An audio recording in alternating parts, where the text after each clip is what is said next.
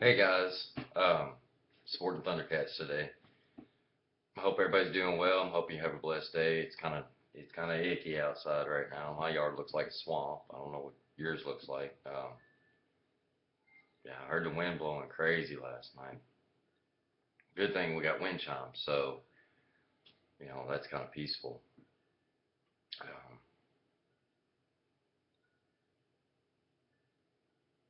trying to do a video every day now, just to just to get feelings out, just to let you know you're not alone.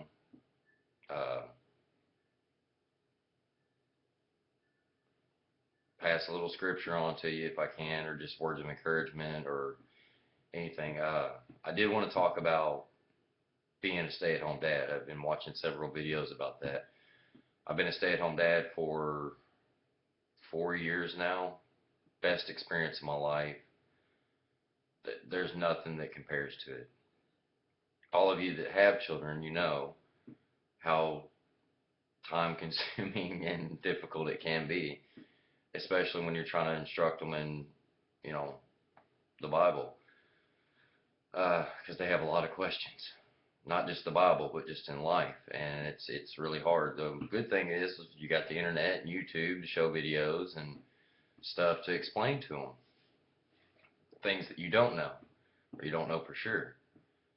Uh, I don't know how many nights I've sit at this kitchen table. That's where my desk is and everything. Kitchen table, explaining just random math. You know, double digit math, multiplication, division, hours, trying to, because they do it so different than we did it coming up, and that's okay, because it's like I said, it's worth it. Every night, kissing them, telling them to go to bed. You know, when they go to bed, I love you, and making sure that they say their prayers and talk to God and tell the truth. And I've instilled that in my children every night, every day that I talk to them. Um, you know, being a stay-at-home dad, people kind of look down on you when you're a man, because it's expected of the mother, I guess. I don't today's society, that only so many percent of dads are staying home. It's an uprise in how many dads are staying home because the childcare is so dang expensive. Now all my children are in some type of school or daycare, which is fantastic because it gives me the opportunity to get out. And the stressful thing about being a stay-at-home dad is most of the other people you get to talk to are, if you have a play date, they're going to be female, because there aren't a lot of stay-at-home dads around. And I have 4 children, so it just makes it more. Yeah, as somebody posted on Facebook earlier about how their house is a mess, and you know there was a party and you wasn't even invited to it, but you get to clean it up. That's every day. There's always trash to be taken out. There's always dishes to be done. There's always laundry, always. And I have 3 daughters, so, and a wife, and there was always laundry, always. Um, Mowing the yard, taking care of the cars, soccer practice, ballet practice. If the bank account got screwed up, I had to figure out a way to fix it. Um, just all that. So all of you out there, if you see a dad with his kids, don't look down on him and think that it's not that he's not capable of taking care of his kids. I don't know how many times I would go to Walmart or Kroger with my kids, and people were just, I mean, they would stare at me and be amazed and just be, wow, you know, that's amazing how well your kids are acting. Because I've seen what they're talking about. Some of the other kids out here just acting a fool, and the parents not doing anything about it. And that's unfortunate because our kids need a structure. And that's something I've talked about on here over and over. I didn't have that structure growing up, so I want my children to have a structure through the faith in the Bible and just everyday life. Manners, manners go a long way. Loving each other. Um, you see something fall off the shelf, pick it up, put it up where it goes. Don't just throw it where, somebody has to put that away later.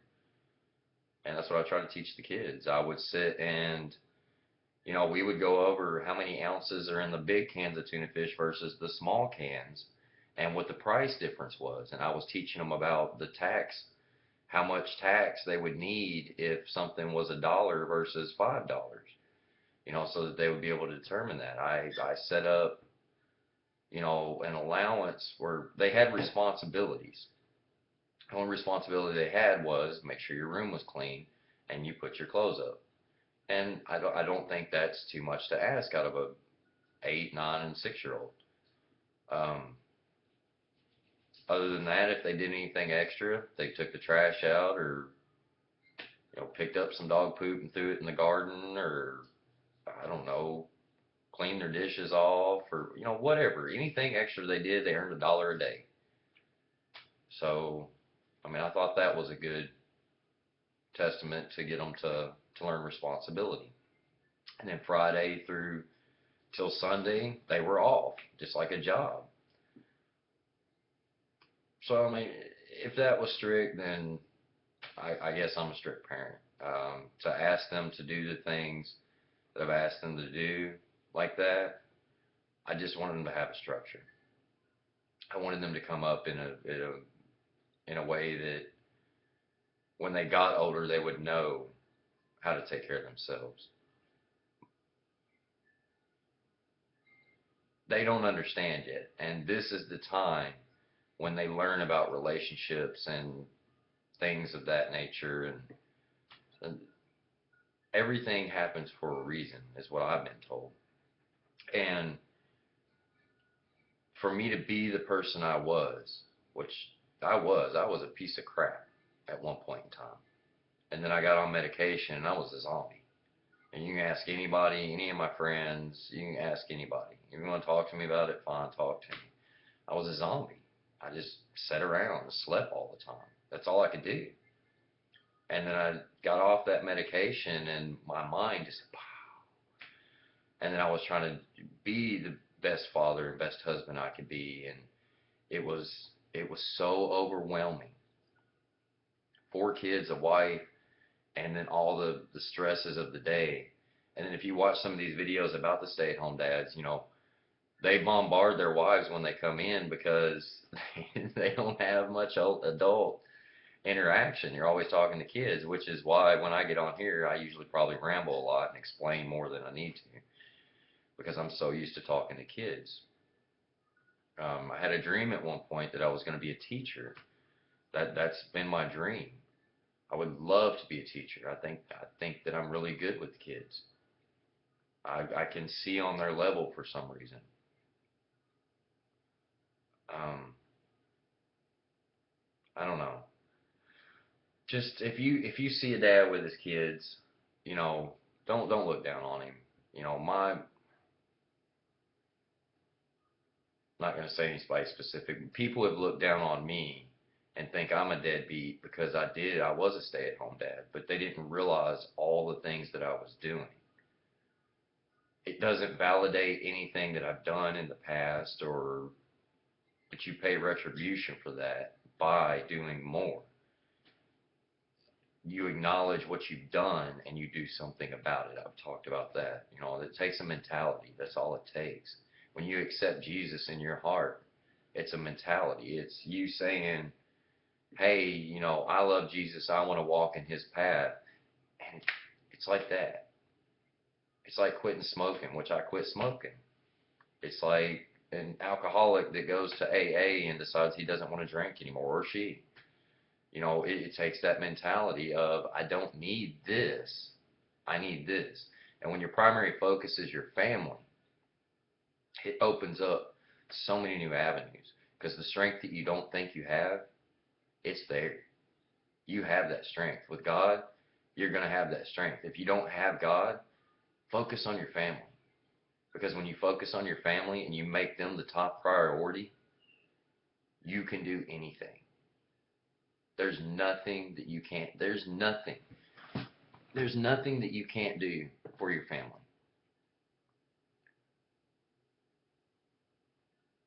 I would give my life for my family. They mean everything to me. I have given up everything for my family to,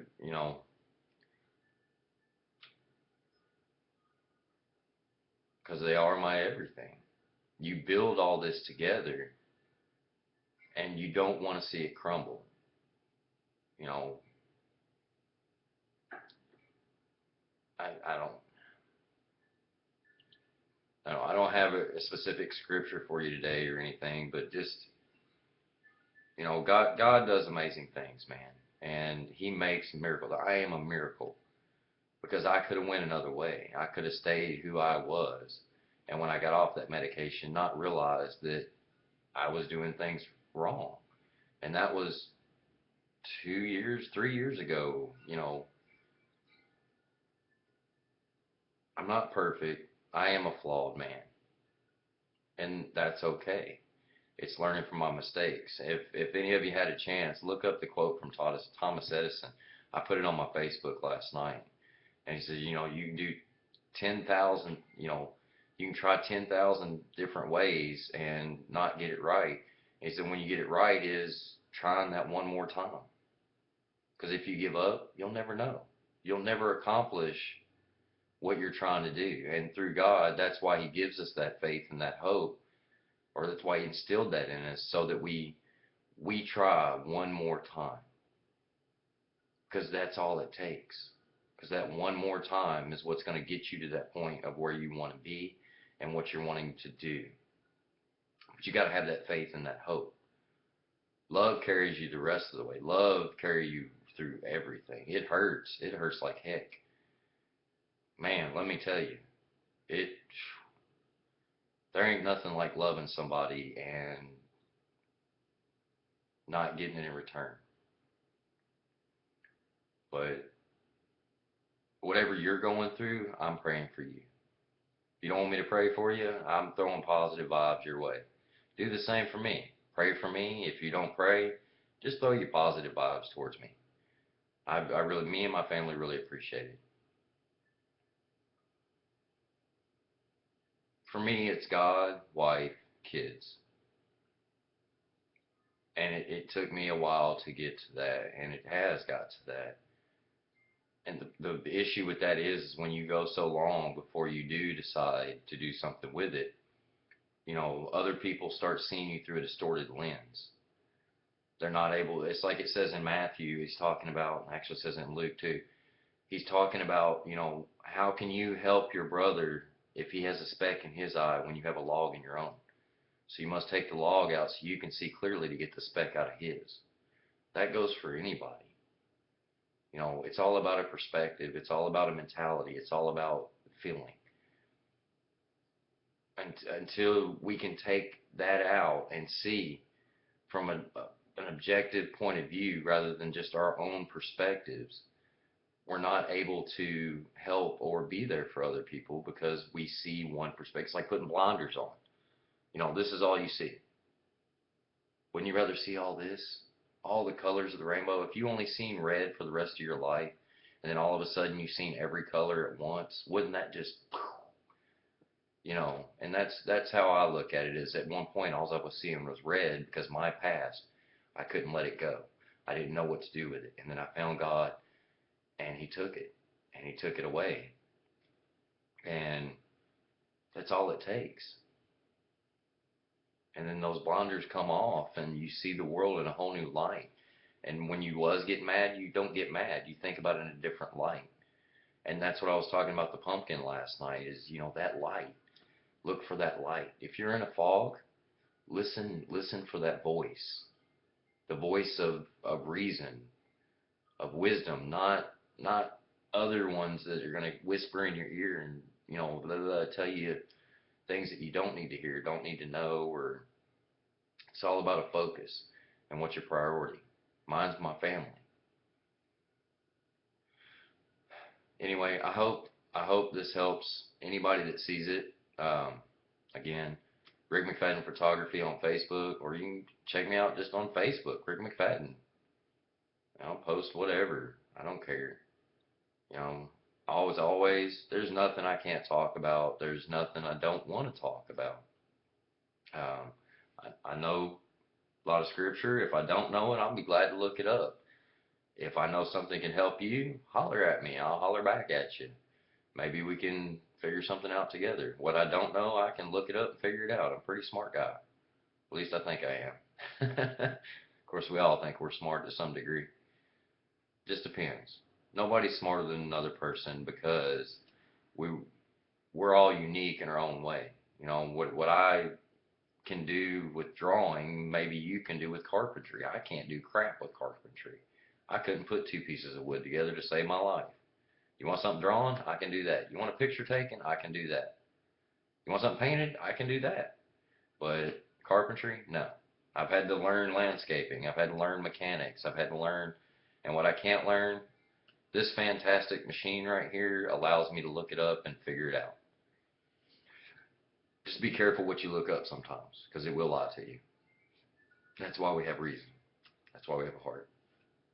So, anyways, guys, as always, I'm going to end it with, you know, and love me, hate me, whatever, but I love my family. Emily, I love you more than anything.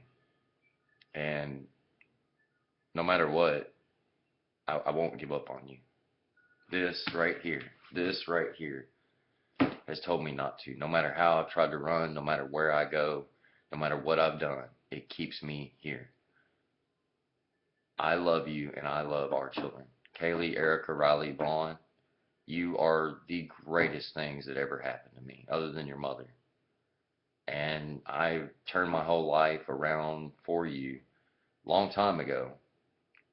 A lot of people couldn't see it, and that's okay. I'm here proving it now.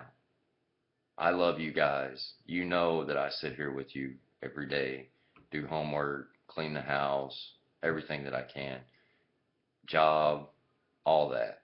I have the opportunity to have a job now. But guys, just remember, sitting there and doing homework, learning how to do division, learn how to do multiplication. Emily, think about all the things that are good, not what you want to see from the past that's bad.